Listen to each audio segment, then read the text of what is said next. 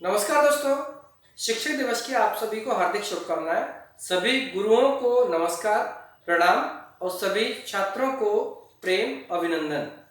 दोस्तों, इस वीडियो को बनाने का मकसद ये है कि इस वीडियो में कुछ महत्वपूर्ण चीज़ें बताने वाले हैं हम लोग। हमारा जो प्रोजेक्ट है ट्रिपल बी का, उस प्रोजेक्ट की जो एक सीढ़ी रही है, जो एक श्रृंखला रही है, उस श्रृंखला के बारे में हम कुछ चर्चा करने वाले हैं।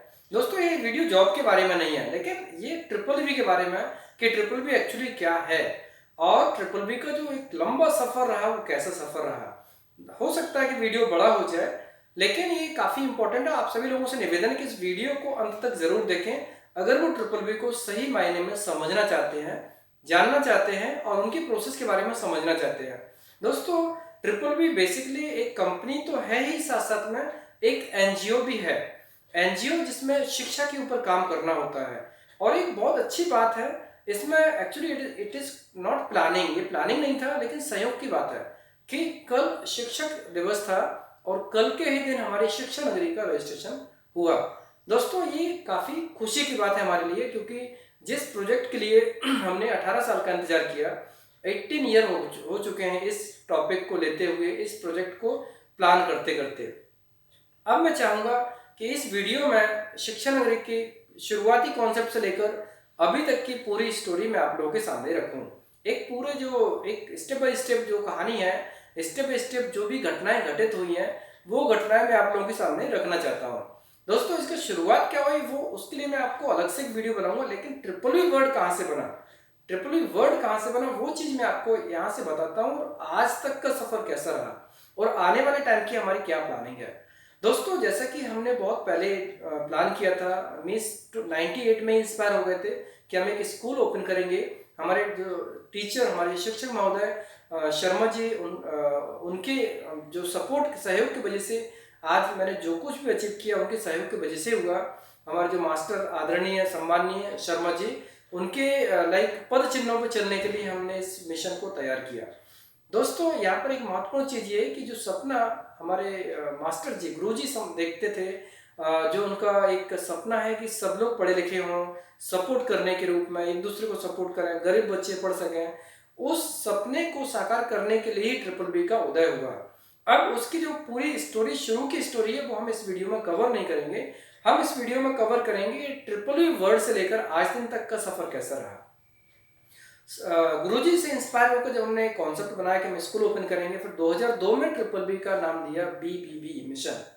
लेकिन उस टाइम पर हमने शिक्षण वर्ड यूज नहीं किया था, उसमें सिर्फ BBB मिशन 2002 में हमने इसमें बनाया और उस टाइम पर एक बुकलेट तैयार की, उसमें हमने क्या क्या करेंगे वो चीज़ के ऊपर उसमें मेंशन किया। और यहाँ पर एक इम्पॉर्टेंट चीज़ ये है कि ट्रिपल बी में एक बी आता है भुवन, जिसका फुल फॉर्म होता है भुवन। वो बेसिकली इंस्पायर्ड है लगान मूवी के कैरेक्टर भुवन के ऊपर। और इसकी जो एग्जैक्टली क्या पूरा इंस्पिरेशन है वो हमारी शिक्षा नगरी की जो किताब है उसमें हमने उसको मेंशन किया डिटेल में। लेकिन आगे की स्टोरी बताता हूँ आपको। Triple B mission word found करने के बाद में दिमाग में बहुत सारी चीज़ें चलती रही। स्कूल को कैसे खोलना है, कैसे खोलना है, क्या करना है, फंड कैसे आएगा, बहुत सी चीज़ें हैं थी जो दिमाग में चल रही थी। और उन सब चीज़ों के लिए समय समय पर बहुत सी प्लानिंग्स में परिवर्तन हुए, बहुत से लोग मिले, ऐसे ऐसे लोग मिले जिन लोगों ने बहुत कंट्रीब्यूशन किया, सलाह दी, गाइडेंस दिया और इस मिशन को आगे करने के लिए सबने हेल्प की। इसमें बहुत से लोगों का सहयोग है, कंट्रीब्यूशन है, इसलिए मैं किसी एक व्यक्ति का नाम नहीं लूँगा। जिस भी जो जो कंट्रीब्यूशन करने आए उन सभी लोगों को मेरा नमस्कार, अभिनंदन, शुक्रिया, राइट। और इन चीज़ों में लाइक अब मैं अगले स्टेप बताता हूँ कि शिक्षा नगरी का नाम कैसे आया। 2007 में मैंने इस जो प्रोजेक्ट है, प्रोजेक्ट का नाम शिक्षा नगरी रखा। शिक्षा नगरी क्योंकि एक ऐसा प्लेस जहाँ पर हम स्कूल खोलना चाहते हैं वो शिक्षा से भरा होना चाहिए, मीन्स हर व्यक्ति वहाँ एजुकेटेड हो। ये प्रोजेक्ट के लिए हमने वर्ड लिया शिक्षा नगरी। और वो शिक्षा नगरी का पहला शुरुआती सिंसियरिटी से उस प्रोजेक्ट को करने के लिए कॉन्सेप्ट तो बहुत पहले हो गया था, नाम भी हो गया, उसके आगे काम कैसे करना है। 2007 में हमने शिक्षा नगरी वर्ड फाउंड किया और उसके ऊपर सोचना शुरू किया, प्लानिंग करना शुरू किया। ऑब्वियसली बड़ा प्रोजेक्ट होता है तो उसके ऊपर प्लानिंग बहुत करनी पड़ती है और उसको प्रैक्टिकल वे में अप्लाई करने के लिए बहुत कुछ करना पड़ता है। अगर हम कोई कहानी लिखें तो कहानी लिखने के लिए तो हम बहुत बड़ी कहानी लिख सकते हैं, शक्तिमान ऐसा है, क्रिश ऐसा है, कोई भी कहानी बनाएंगे, कहानी में हम बना सकते हैं, सब कुछ सुपर नेचुरल पावर वाली चीज़ें बना सकते हैं। लेकिन जब हम बात करते हैं प्रैक्टिकल वर्ल्ड के, जो वास्तविक दुनिया है, वास्तविक दुनिया के ऊपर अगर हम चीज़ें अप्लाई करते हैं तो हमें वास्तविक रूप में ही आना पड़ता है। ये फैक्ट है कि शुरू में मैं भी एक ख्याली दुनिया के हिसाब से प्रोजेक्ट को लेके चल रहा था, ये बहुत आसानी से हो जाएगा, लेकिन इतना आसान नहीं था उसको करने के लिए, और उसमें बहुत समय की ज़रूरत थी, डिमांड थी, कंट्रीब्यूशन की, त्याग की, समर्पण की, बहुत सारी चीज़ों की ज़रूरत थी।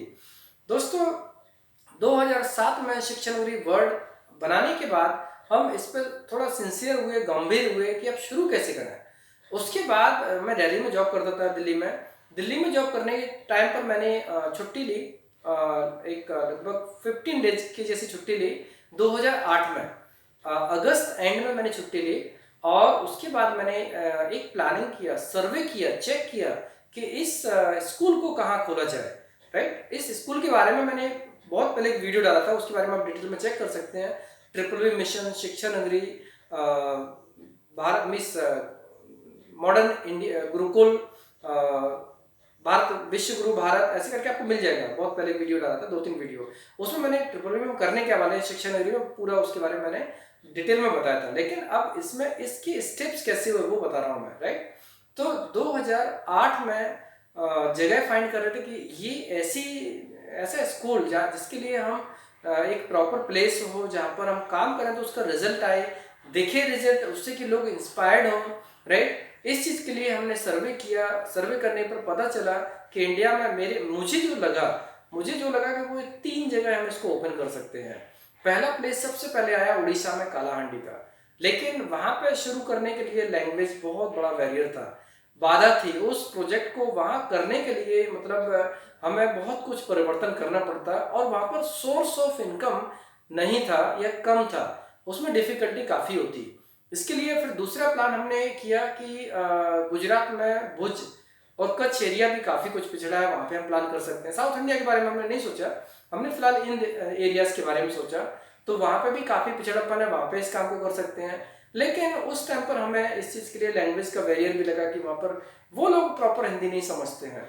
उसके बाद तीसरा प्लेस मुझे समझ में आया कि झाबुआ एक ऐसी जगह है जहाँ पर मैं इस प्रोजेक्ट को कर सकता हूँ और प्रोजेक्ट के लिए प्रॉपर जगह भी हो सकती है और उसके लिए जो एक सोर्स ऑफ इनकम भी क्रिएट किया जा सकता है अगर हम कुछ चीज़ों को प्लान करें तो। उसके बाद जब मैंने छुट्टी ली 15 दिन की, तो उसके बाद मैंने दिल्ली से प्लान किया झाबुआ जाने का। झाबुआ उससे अलीराजपुर उससे पहले अलग नहीं हुआ था, झाबुआ अलीराजपुर एक ही था और उसी साल 2008 में ही अलग हुआ था। ये हमें पता नहीं था। राइट, लेकिन हमने प्लान किया था झाबुआ आने का। झाबुआ में जब गया तो वहाँ की जो कहानी है, ये कहानी इस मिशन की बहुत महत्वपूर्ण कहानी है, टर्निंग पॉइंट है इस पूरे मिशन का। अगर वो कहानी घटित नहीं होती तो शायद आज शिक्षा नगरी का कॉन्सेप्ट कुछ और होता और ये ट्रिपल वी ओवरसीज होती नहीं होती, कुछ कह नहीं सकते। दोस्तों कहानी कैसे घटित हुई? रतलाम एक जगह है, रतलाम से आगे एक मेघनगर, रतलाम से आगे है एक मेघनगर। मेघनगर एक जगह है, मेघनगर से झाबुआ जाने का एक रोड, बाई रोड रास्ता है। मेघनगर भी झाबुआ में ही आता है, मतलब उसके पास में ही आता है। राइट, एक रेलवे स्टेशन है और उससे झाबुआ काफ़ी पास पड़ता है, बाई रोड जा सकते हैं। तो मेघनगर से मैं उतर के झाबुआ जा रहा था। वहाँ पर रास्ते में एक बस में बच्चा था, 8वीं में पढ़ाई कर रहा था और वो पढ़ाई के टाइम पर मेरा एक नेचर है, मैं कोई भी स्टूडेंट होता है तो उस स्टूडेंट से पढ़ाई के बारे में ज़रूर पूछता हूँ। मैंने उस स्टूडेंट से पूछा उसकी पढ़ाई के बारे में, बहुत सारी चीज़ें बात की, दोनों को अच्छा लगा। बात करते करते उसका जो स्थान है वो आने लगा। तो उसने पूछा आप कहाँ जा रहे हो? मैंने कहा कि मैं आगे जा रहा हूँ एक स्कूल के लिए, जगह के लिए। बोले कौन सी जगह जाने वाली? कि वो पता नहीं, हम सिर्फ ढूंढ रहे हैं उस चीज़ के लिए। तो वो बंदा थोड़ा हंसा, लाइक उसको ये चीज़ प्रैक्टिकल नहीं लगी कि बंदे को पता नहीं है और कहाँ जा रहे हैं और जा रहे हैं। राइट, सो वो इंसिडेंट लाइफ में लाइक कभी भूलने वाला नहीं है। और उसके आगे का जो पॉइंट है, जब मैं झाबुआ के अंदर पहुंचा, मैंने वहाँ के लोगों से बात की।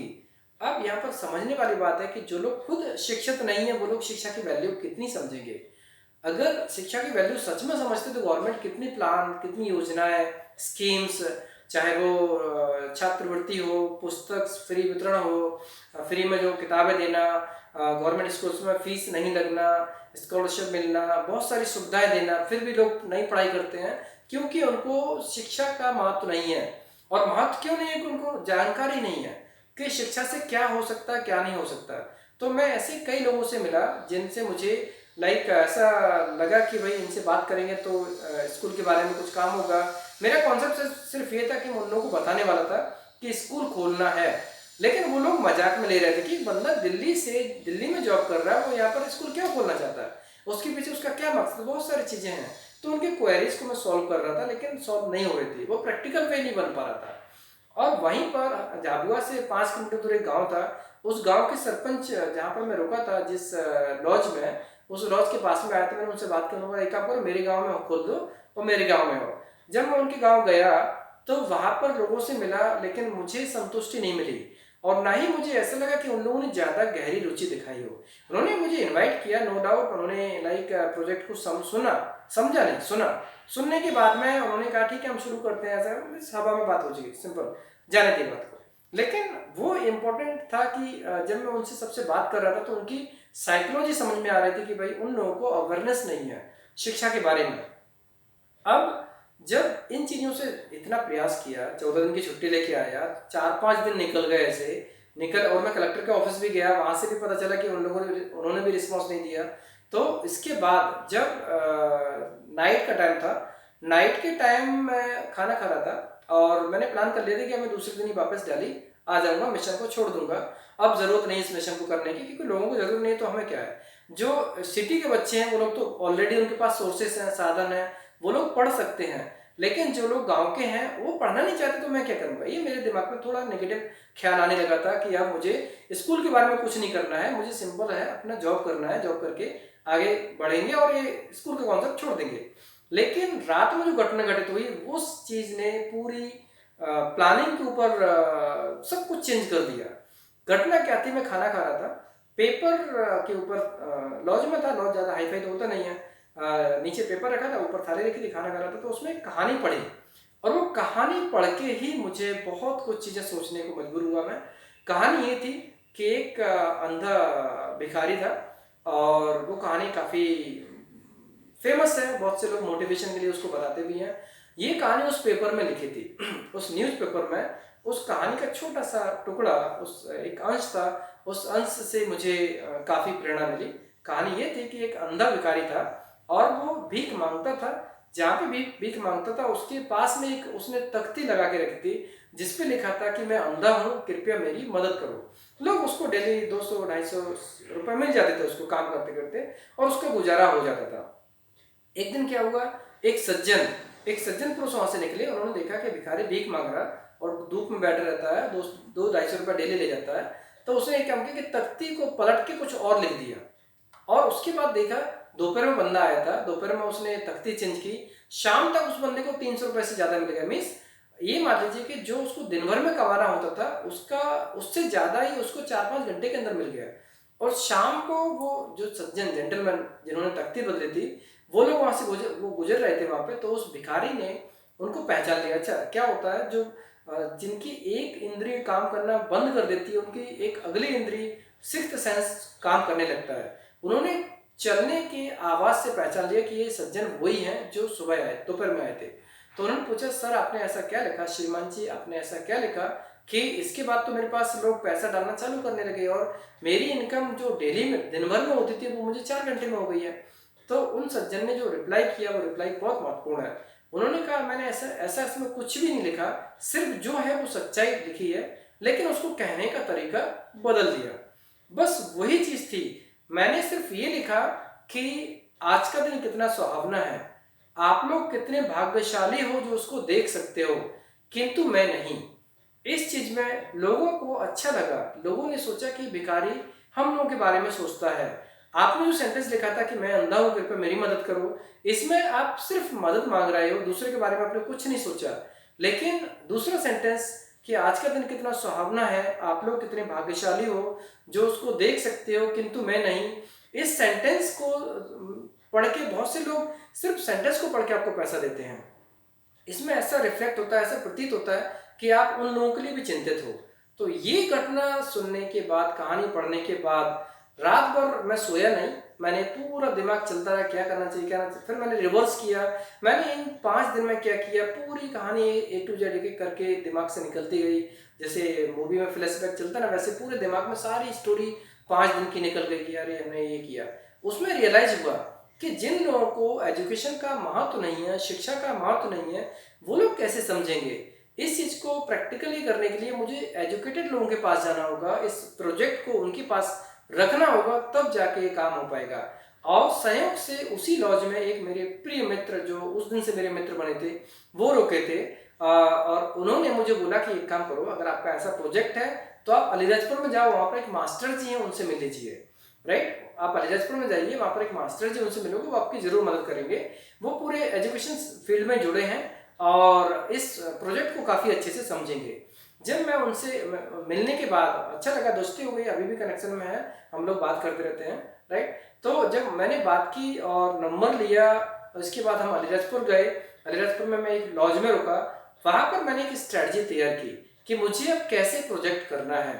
उसके बाद सेकेंड डे मैं रेडी होके गया। अब एक MNC में काम करता था, इंग्लिश अच्छी है, बात कर लेता हूँ, कॉन्फिडेंस अच्छा है, तो कॉल जो उस रिमोट एरिया में एक प्रोफेशनल वे में प्रेजेंटेशन काफ़ी इफेक्टिव रहा। स्कूल में गया, 4-5 स्कूल मैंने विजिट किए और उन स्कूल्स में प्रिंसिपल से मिला। प्रिंसिपल से मिल के मैंने ऐसा कहा कि मैं गवर्नमेंट मिस एजुकेशन डिपार्टमेंट से आया हूँ और मुझे आपके बच्चों को से बात करनी है कि एजुकेशन लेवल कैसा है और उस पर क्या सुधार किया जा सकता है।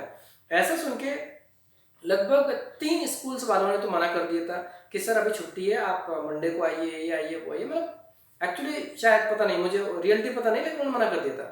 ठीक है, 2 स्कूल वालों ने कहा कि ये ठीक है आप आ जाइए, एक ने कहा कि आप कल आइए और एक ने कहा कि एक काम करो आप अभी चलो क्लास में। मैं क्लास में गया, क्लास में जाने के बाद मैंने बच्चों को पढ़ाया और उनको बिल्कुल उस तरीके से पढ़ाया जिस तरीके से मैं मिशन में पढ़ाना चाहता हूँ। ये मान लीजिए कि बच्चे जो जितने थे उनको हमारा पढ़ाना अच्छा लगा और उन्होंने उस चीज़ को अप्रिशिएट किया। प्रिंसिपल ने ये चीज़ सुनी कि हाँ इन्होंने 2 घंटे में जो पढ़ाया वो चीज़ उनको अच्छी लगी। 2 क्लास अटेंड की थी, एक क्लास में और एक दूसरी क्लास में। कुछ उनसे जीके के कुछ क्वेश्चन पूछे जनरल नॉलेज के, उन्होंने जिस वे में समझाया उस वे को बच्चों को अच्छा लगा, उन्होंने प्रिंसिपल को भी बताया। फिर मैंने प्रिंसिपल को पूरी स्टोरी रखी कि मेरा एक्चुअल प्रोजेक्ट क्या है। मेरा प्रोजेक्ट है कि अलीराजपुर में एक ऐसा स्कूल खोलना जहाँ पर सभी गरीब बच्चे पढ़ सकें फ्री ऑफ कॉस्ट और उनके अंदर एक मोटिवेशन हो, इंस्पायर हो, इंस्पिरेशन निकले कि भाई हमें पढ़ना है। हमें क्यों पढ़ना है? क्योंकि अच्छी लाइफ बनाना है। मानव जन्म लिया तो मानव जन्म को सफल करने के लिए हमें पढ़ना है और पढ़ने के लिए साधन जुटाने का काम हम करेंगे BBB की तरफ से। मैडम को हमारा प्रोजेक्ट अच्छा लगा, उन्होंने कहा ठीक है आप एक काम करो, जब भी शुरू करो हमसे कांटेक्ट करना, हम आपको डेफिनेटली सपोर्ट करेंगे। स्कूल में मिलने के बाद फिर मैं मास्टर जी के घर गया। मास्टर जी के घर में ऑलमोस्ट सब लोग टीचर हैं, लगभग ऑलमोस्ट सभी लोग टीचर हैं और मतलब गवर्नमेंट स्कूल्स में पढ़ाते हैं, 1-2 लोग प्राइवेट स्कूल में पढ़ाते हैं, लेकिन ऑलमोस्ट लगभग जितने मेंबर्स हैं सभी लोग उनके टीचर, जो मतलब बड़े लोग हैं, बच्चे लोग नहीं बड़े लोग हैं, वो सभी लोग टीचर हैं। उनके घर का माहौल देख के भी हमें बहुत अच्छा लगा। उन्होंने अपने आसपास के लोगों से मिलाया। तो ये मान लीजिए कि हमारे दिमाग में एक प्लान फिक्स हो गया कि अब हम शिक्षा नगरी को अलीराजपुर में ही खोलेंगे। अब ये पॉइंट क्लियर हो गया। उसके बाद फिर अब पॉइंट आता है कि सोर्स ऑफ इनकम क्या होगा, सबसे अहम सवाल। क्योंकि सबसे बड़ी बात है कि सोचना तो कोई भी सोच सकता है, चलाना महत्वपूर्ण है। अगर हम सोचेंगे हम ऐसा करेंगे वैसा करेंगे, प्लान करना है, कंप्यूटर पे तो हम ताजमहल बना सकते हैं, लेकिन प्रैक्टिकली उसको बनाना कितना टफ है। एक स्कूल को खोलना खुद के दम पे और उसमें बच्चों को पढ़ाना बहुत बड़ी बात है, लेकिन असंभव कुछ भी नहीं है। असंभव कुछ भी नहीं है। इस चीज़ के लिए आप माझी का एग्जाम्पल देख सकते हो कि एक बंदे ने पहाड़ को तोड़ दिया था, तो कुछ भी असंभव नहीं। जितने भी महापुरुष हुए ना, अगर उन लोगों को देखेंगे ना, तो हर महापुरुष ने ऐसा काम किया जो बहुत टफ होता है, कठिन होता है। और आज के टाइम पे भी ऐसे बहुत सारे उदाहरण मिल जाएंगे जिन्होंने कठिन परिस्थितियों में भी उस चीज़ को संभव किया। तो वो इंस्पिरेशन मुझे बहुत से लोगों से मिली कि इस काम को हम कैसे कर सकते हैं। फिर हमने सोचा कि एक काम करते हैं, एजुकेशन फील्ड एक ऐसा है, कोचिंग डाल देते हैं। कोचिंग डालने के लिए हमने फिर अलीराजपुर में कोचिंग का प्लान किया कि वहाँ पर हम इंग्लिश पढ़ाएंगे। इंग्लिश में बच्चे मिल जाएंगे, ऐसा होगा वैसा होगा, बहुत अच्छे से प्लान किया। और फिर मैं अप्रैल 2010 में दोबारा अलीराजपुर गया। अलीराजपुर दोबारा गया, वहाँ जाने पर मैंने इस चीज़ को प्लान किया कि भाई कैसे करना है और घर कहाँ लेना है, कहाँ पे कोचिंग करना है, पूरा मार्केट सर्वे किया और एक आश्वस्त हो गया कि भाई यहाँ पर हमारा कोचिंग का काम चल जाएगा, कोचिंग अच्छी चलेगी तो फिर हम स्कूल खोल लेंगे, स्कूल खोलेगा तो फिर सब चीज़ें हो जाएंगी और लोग भी कंट्रीब्यूट करेंगे। उस टाइम पर एक ख्याल आता था कि भाई इस काम में बहुत से लोग जुड़ के काम करेंगे। दोस्तों, लोग तो जुड़ते हैं, 100% जुड़ते हैं, लेकिन पहले कुछ देखे तब। जैसे हम कुछ काम करते हैं, इनिशिएट तो खुद करना पड़ता है, शुरुआत हमें खुद करनी पड़ती है। जब सफलता मिलने लगती है तो फिर लोग जुड़ते जाते हैं। बोलते हैं कि अकेला चलता गया तो कारवां बनता गया। वही कहानी यहाँ पे है कि जैसे जैसे चीजें संभव होती जाएंगी कारवां बनता जाएगा। 2002 में ट्रिपल बी का नाम सिर्फ मेरे तक सीमित था। 2008 में ये कुछ लोगों तक गया, 2010 में बहुत से लोगों तक गया, 2020 में तो कितना फेमस हो गया। दोस्तों, जब मैंने इस चीज़ का प्लान किया कि चलो कोचिंग खोलते हैं, वहाँ पर गया, वहाँ से वापस आके ये मान लीजिए मैं कंपनी में लाइक कुछ जो एक स्ट्रेटजी के हिसाब से प्लान करके कंपनी में रिजाइन करने की बात करने के लिए, जैसे एकदम नहीं, कुछ समय के बाद की प्लानिंग था कि हम रिजाइन कर देंगे। इसके लिए मैं दिल्ली गया वापस, वहाँ पर मैंने कंपनी ज्वाइन की और ज्वाइन करने के बाद ये मान लीजिए कि 7 दिन हुए।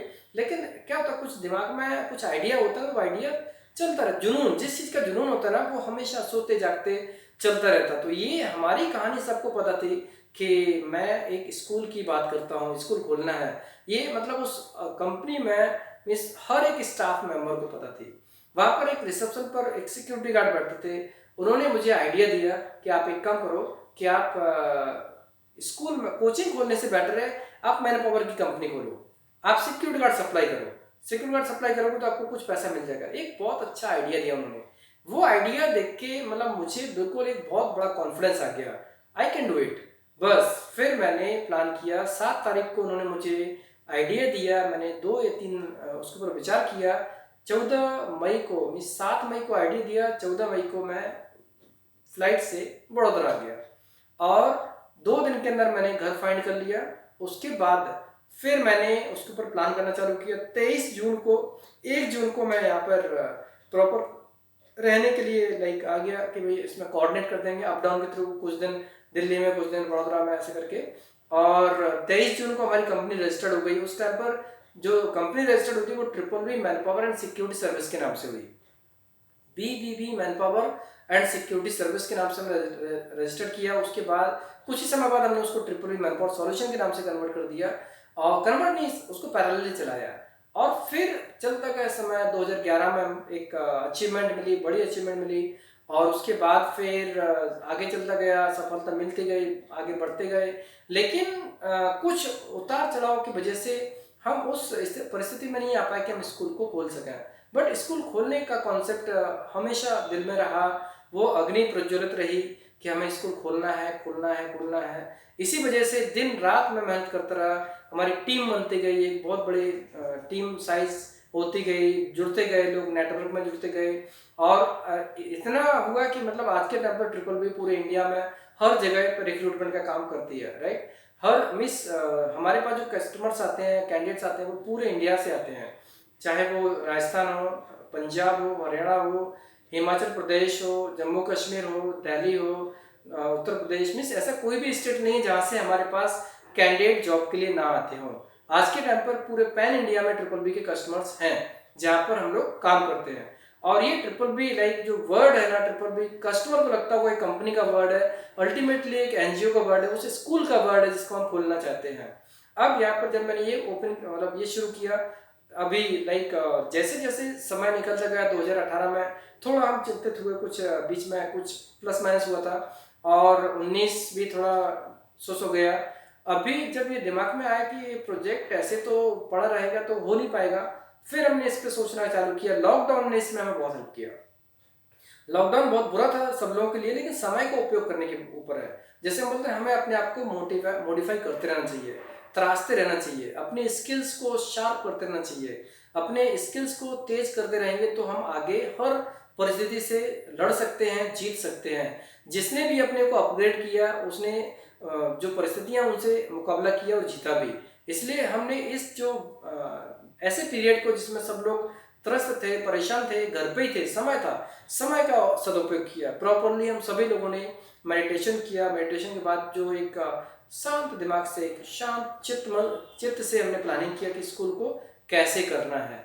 फिर हमने सोचा कि इस चीज़ को जैसे भी समय आता जाएगा हम उसका करते जाएंगे। कल 5 अगस्त था, ये प्लानिंग नहीं था, ये बिल्कुल प्लानिंग नहीं थी कि हमें 5 सितंबर, कल 5 सितंबर था तो 5 सितंबर को ही मुझे रजिस्ट्रेशन करना, ऐसा नहीं है। बट अपने प्रोसेस तो एक हफ्ते पहले चालू कर देती, लेकिन कुछ परिस्थिति की वजह से टाइम आगे पीछे होता गया और ये काम कल के टाइम पे आ गया। 5 तारीख को 5 सितंबर 2020 को ट्रिपल मिशन शिक्षा नगरी का रजिस्ट्रेशन इनिशिएट हो गया, एक पार्ट हो गया उसका कंप्लीट। तो ये हमारे लिए एक बहुत अच्छी बात है, अचीवमेंट वाली बात है कि जिस चीज़ के लिए हम काम करना चाहते थे उसको हमने एग्जीक्यूशन में लाना चालू कर दिया। रजिस्ट्रेशन करना कोई बड़ी बात नहीं है, कोई भी इंसान कर सकता है किसी भी चीज़ का, लेकिन खास तौर से जिस मिशन के लिए हमने 18 साल कंप्लीट लगा दिए, 18 साल बहुत होते हैं, 18 साल जिस मिशन को कंप्लीट करने के लिए लगा दिया जो सिर्फ पेपर पर रहा।